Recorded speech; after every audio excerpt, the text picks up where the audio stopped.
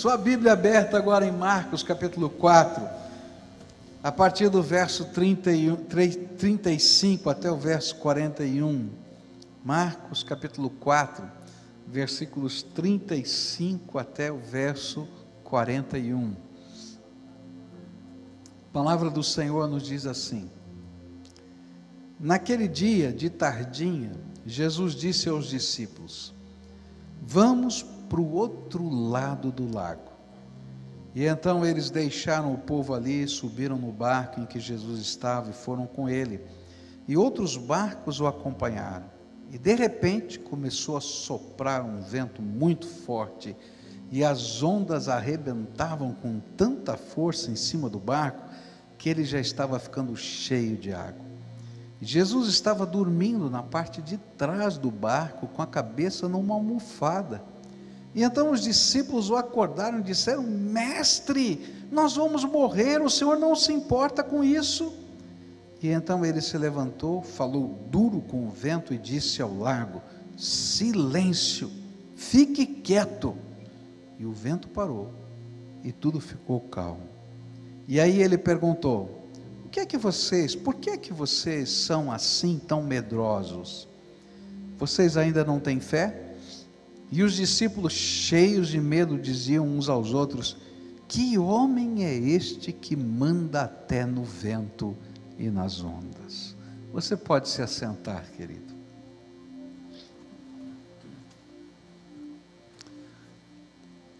Enfrentar chuva é uma coisa que todo mundo já enfrentou, faz parte da vida.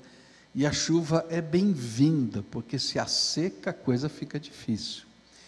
Mas há algumas tempestades que causam medo na vida da gente. Eu me lembro de uma, há não muito tempo atrás, que veio uma tempestade forte e a gente foi olhar pela janela, e essa tempestade a gente podia enxergar chegando, aquelas nuvens escuras, baixas chegando, e aquele vento forte, e a janela de casa balançava. Nós moramos num prédio, ela balançava, e as frestinhas uivavam, e a gente começou a olhar as árvores. A nossa rua tem árvores, e as árvores balançavam com muita força, até que algumas delas, não uma, foram arrancadas do chão e caíram. E olha, não eram árvores pequenas, eram árvores grandes. E a gente ficava impressionado e até com medo. Que tempestade é essa? Não é? Eu acho que todo mundo já teve alguma experiência assim. Agora você imagina uma tempestade dessa no mar e você num barquinho, não é nem um navio, é um barquinho. A coisa ia ficar feia, não é? E era justamente isso que estava acontecendo com Jesus. Jesus havia pregado o dia todo para uma multidão. Capítulo 4, versículo 1 vai dizer que Jesus estava pregando para uma multidão, tanta gente, mas tanta gente, que ele pediu para os discípulos que eram pescadores, que tinham o seu barquinho de pesca, que ele pudesse pregar do barquinho. Então ele entrou no barquinho que estava sobre a água, e naturalmente a água fazia uma barreira, e as pessoas ficavam na beira do lago, e Jesus ali no barquinho começou a pregar, e pregou o dia inteiro. Você vai encontrar no capítulo 4 o sermão do Senhor Jesus, as parábolas que ele contou, as lições que ele apresentou, e no final do dia, ele olhou para os seus discípulos e disse assim: olha, nós vamos atravessar para o outro lado, vocês podem me levar para o outro lado. O mar da Galileia, na verdade, é um lago, e esse lago fica no fundo de um vale, e a largura, provavelmente, de onde eles estavam, até a cidade onde eles iam, tinha mais ou menos 10 quilômetros de largura, e eles precisavam atravessar essa largura do lago, e aí eles estavam lá, e estava tudo bem, esse era um trabalho normal. Eles viviam naquela região, aqueles pescadores eram daquela região, eles conheciam o lago, eles conheciam a região, todos os dias eles estavam pescando lá, eles viviam da pesca. mas começou uma tempestade. E essa tempestade vai abalar a vida desses discípulos a ponto deles ficarem com medo de morrer. Quando eu estudei esse texto, Deus foi ministrando na minha vida, e eu queria extrair dele algumas lições. A primeira lição que eu queria dividir com vocês se encontra no verso 37. Na versão que eu leio aqui, o versículo começa assim: de repente, começou a soprar um vento muito forte, e as ondas arrebentavam com tanta força em cima do barco, que ele já estava ficando cheio d'água. E a primeira lição que Deus colocou no meu coração é que a tormenta em nossas vidas é sempre de repente. Você não tem o controle de quando, como, de que jeito as coisas vão acontecer. E essa é a grande verdade. As tormentas que vêm sobre a nossa vida vão nos revelar que nós não temos o controle de absolutamente nada. Por mais precavido que você seja, sempre algo ou alguém nos pegará de surpresa. Eu não gosto de ser pego de surpresa. Se tem uma coisa que eu não gosto, primeiro, eu não gosto de surpresa. Eu já fico tudo sem graça quando tem surpresa. Hoje, por exemplo, eu já fiquei sem graça o tempo todo aqui. Que eu não sei, eu fico sem jeito, não sei o que eu vou fazer, não sei o que eu vou falar, o que eu tenho, eu fico perdido. Eu não gosto de ser pego de surpresa. Então, eu gosto de ficar antecipando as coisas. Não, isso pode acontecer, aquilo pode acontecer, como é que eu vou fazer? Aí eu tenho o plano A, o plano B, o plano C, o plano D. Quem trabalha comigo sabe disso, Tem que ter o plano D, e quando não tem o D, não dá certo, tem que ter o E, e assim vai, Mas a vida vai ensinando para a gente que, por mais precavido que você seja, de repente, não tem plano A, não tem plano B, não tem plano C, não tem nada, porque você é pego de surpresa no meio das tempestades da vida. Você pode estar vivendo uma vida normal e, de repente, você é pego por uma crise econômica de uma conjuntura nacional, mundial. Você é pego de surpresa. Você pode estar vivendo uma vida normal e, de repente, alguém chega para você e diz assim: olha, muito obrigado, foi muito bom trabalhar com você, mas a partir de hoje você não precisa mais trabalhar aqui. E aí você diz: e agora? Como é que vai ser? Às vezes você está vivendo uma vida normal e, de repente, vem uma enfermidade, uma nova situação de família, um problema que um querido nosso está enfrentando e que afeta a gente diretamente. A grande lição do inesperado de cada tormenta da vida é nos lembrar que nós somos somente humanos. Você é somente pó. Olha para quem está perto de você assim, você é só pó. Pode falar. Agora, escuta, porque você também é só pó. Só pó. Você não tem poder, você não tem capacidade de controlar nada na vida. Não tem como.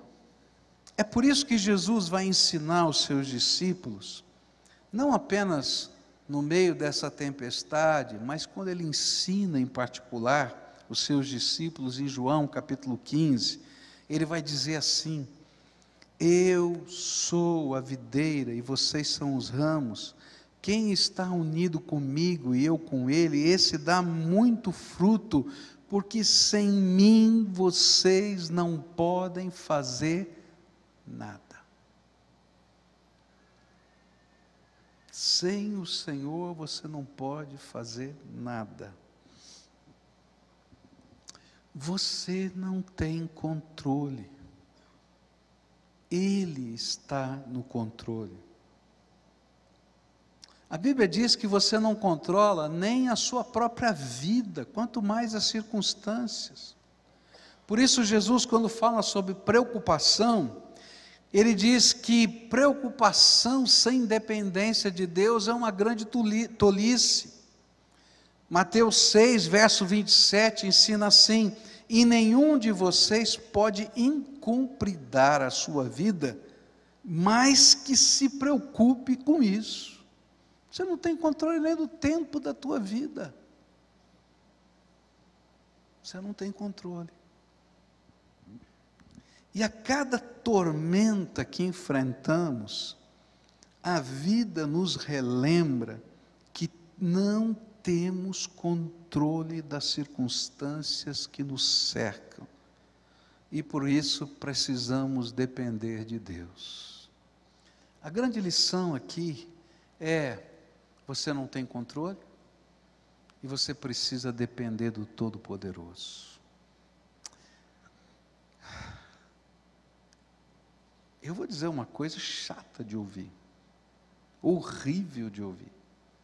Cada um tem a tempestade que merece. É horrível, né?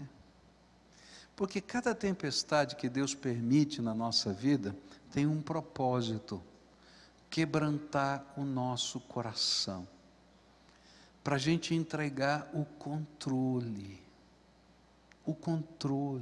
da nossa vida na mão do Todo-Poderoso.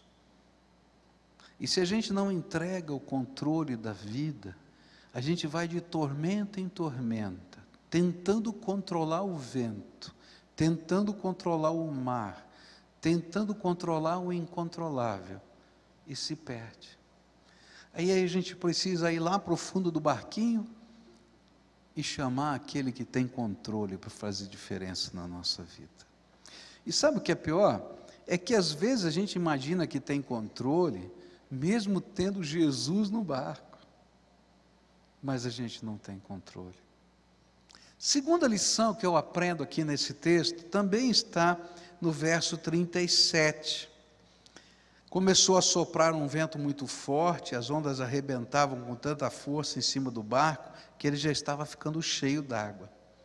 A segunda lição que aprendemos aqui é que não somente não temos o controle do que acontece em nossas vidas, como também nem todo o nosso esforço, trabalho, experiência são suficientes para enfrentarmos algumas tormentas da nossa vida.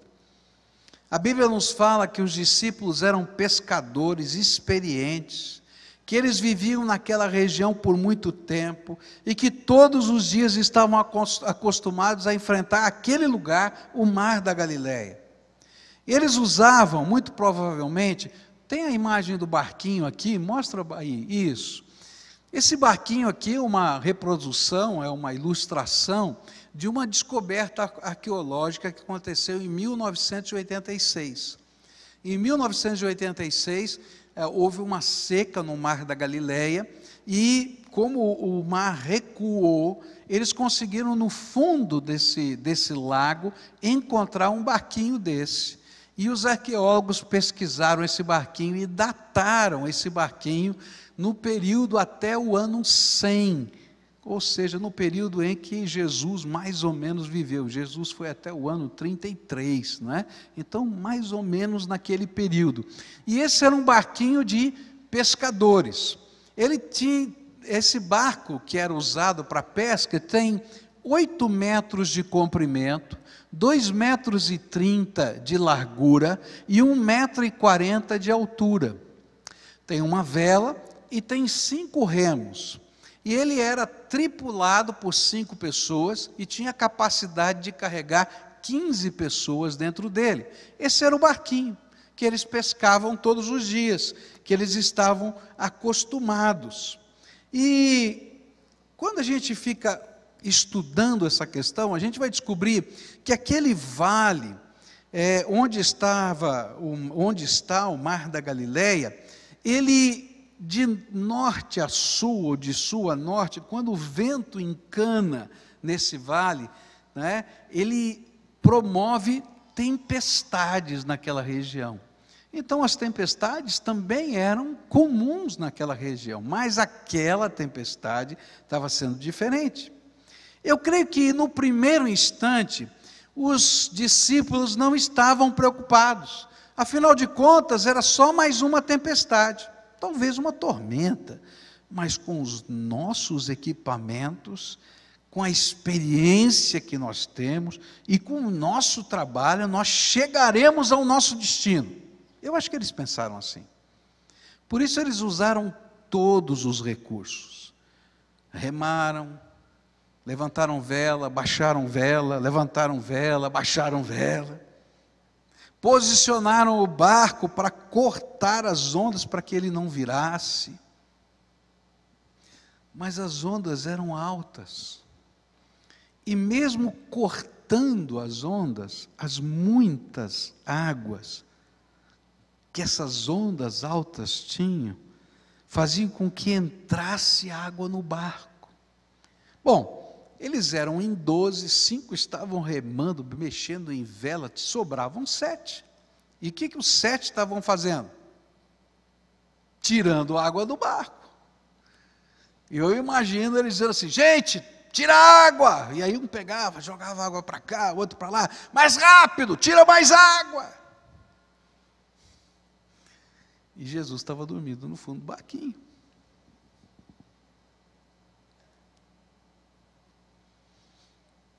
Mas à medida em que o tempo ia passando, entrava mais água do que eles eram capazes de tirar. Tira mais água, vai rápido, mais rápido, isso lá, mas não davam conta. E de repente eles começaram a perceber que uma tragédia era iminente. Eu creio que nós somos muito parecidos com os discípulos. A gente não tem controle de quando, nem como as coisas vão acontecer. Mas às vezes nós pensamos parecidos com os discípulos. Nós pensamos assim: olha, com a experiência que eu tenho, com os recursos que estão disponíveis, quem sabe com a influência das pessoas que eu conheço, com o meu trabalho, a gente vai atravessar essa tempestade. Quantas vezes a gente já não pensou assim? E aí, a gente vai lutando, e vai descobrir que a gente, além de não ter o controle, a gente não é suficiente e nem capaz de enfrentar sozinho as tempestades da vida. E o pior é que esta constatação, ela é uma constatação crescente. A gente vai aprendendo devagar. Como aconteceu com os discípulos. Entrou um pouquinho d'água primeiro. Eles não estavam preocupados. Tira a água. Aí entrou um pouquinho mais. Não, tudo bem, tira mais rápido. Agora mais ainda. Até que chegou o ponto que eles disseram: nós vamos naufragar, não tem jeito, não sei mais o que fazer. E foi nesta hora que eles decidiram clamar por Jesus. Sabe por que às vezes a gente não tem coragem de clamar para Jesus? Pelas coisas simples ou pelas coisas complicadas da vida? Porque nós achamos que temos o controle, ou achamos que sabemos e que podemos dirigir a nossa própria vida. Mas são as tormentas que nos mostram que não somos capazes nem de fazer as travessias mais corriqueiras da vida sem a bênção do Senhor. A gente precisa mais do que ter a companhia de Jesus dentro do barquinho. Jesus estava lá. Mas para poder atravessar a vida, a gente precisa mais do que Jesus estar pertinho da gente. A gente precisa mais. Sabe o que a gente precisa? Entregar a direção da nossa vida nas mãos dele. A gente precisa mais do que imaginar que a gente está fazendo um favor para Jesus, Eu acho que os discípulos, a primeiro momento, disseram assim: vamos fazer um favor para Jesus. Jesus precisa atravessar o lago. Vamos atravessar, não tem problema, a gente tem o barco. E às vezes a gente acha que a gente está fazendo um favor para Jesus e Jesus está no barquinho da vida da gente. E lá no meio da tempestade a gente vai descobrir que a gente não está fazendo favor nenhum para Jesus, é que a gente precisa da misericórdia de Deus na nossa vida e Ele está no controle da nossa vida.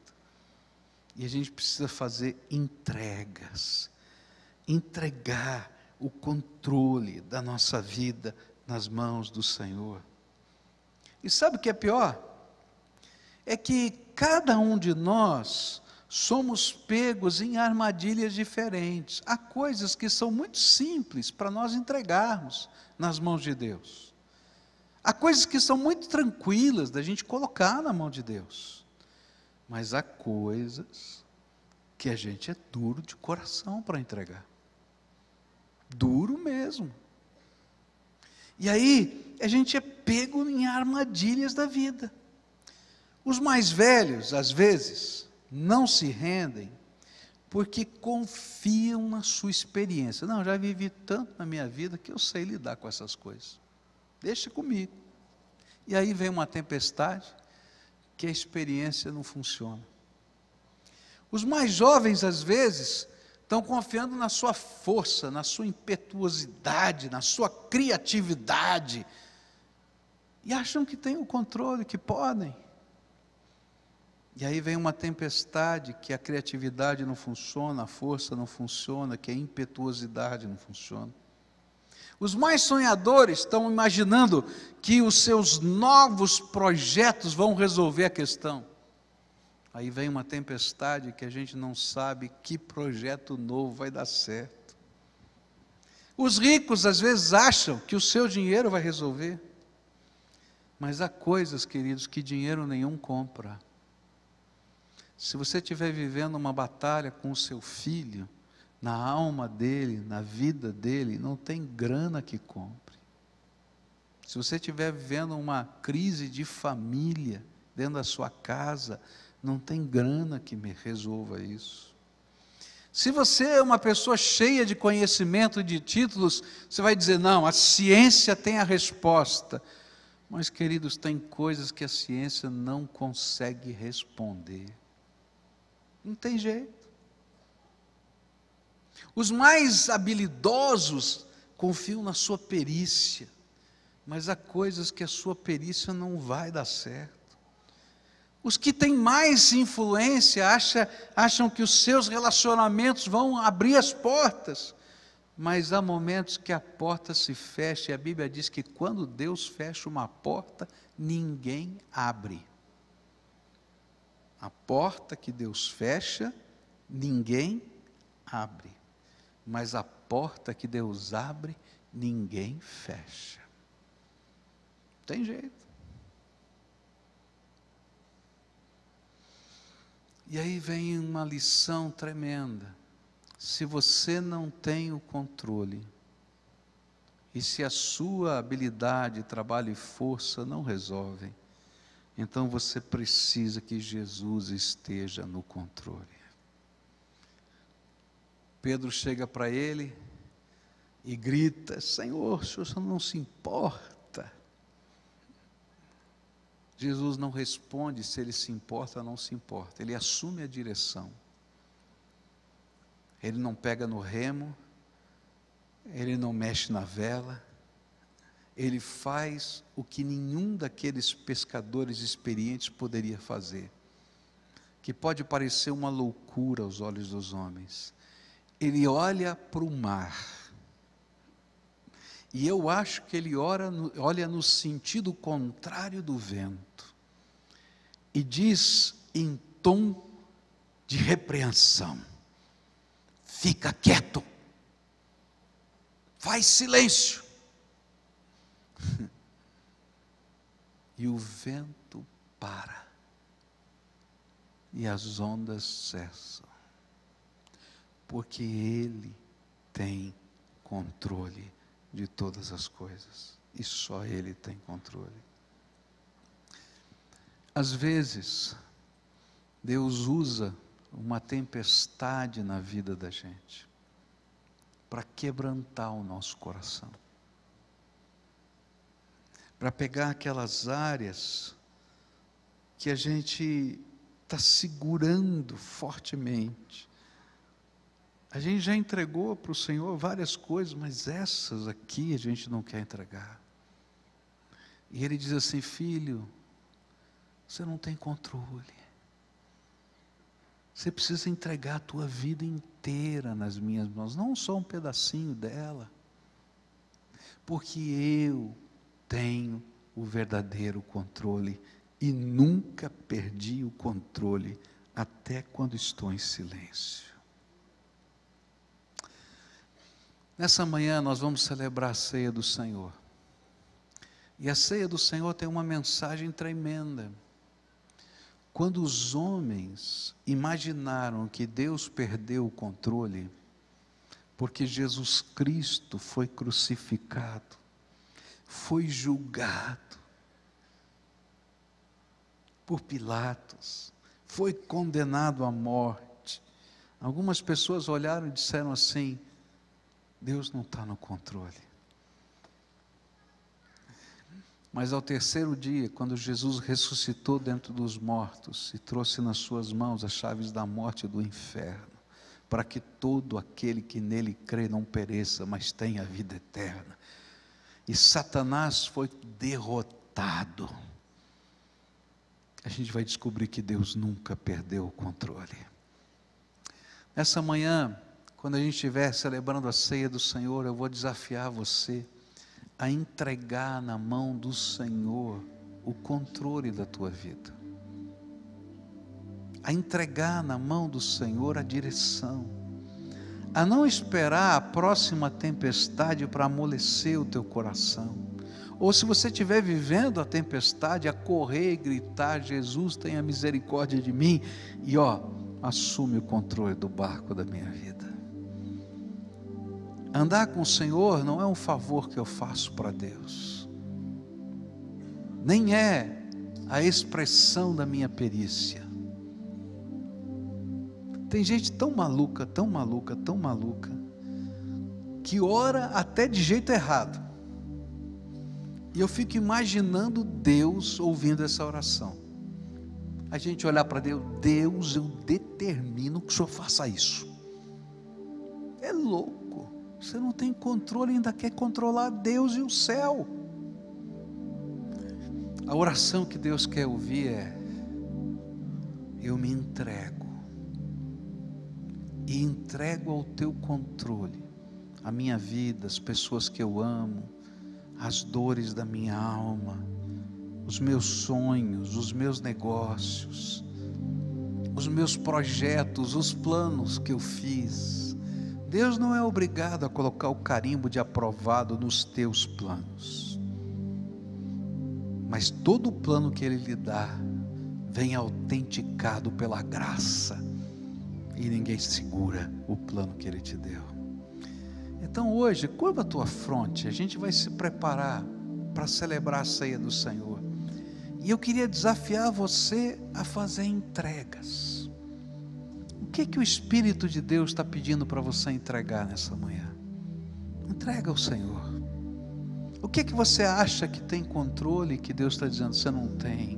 Confia em mim, e coloca essa área da tua vida também na minha mão. Ah, pastor, eu já entreguei minha vida, minha área moral. Mas Ele está falando para você entregar a tua família, entregar a tua dor, entregar a tua preocupação, entregar o que você está trazendo para você como controle, entregar a tua vida financeira, entregar. E nessa hora, quando a gente estiver celebrando a ceia, lembra que o Pai entregou o precioso dele, seu Filho, para que Ele que está no controle pudesse assumir o controle e perdoar os seus pecados e abençoar a tua vida.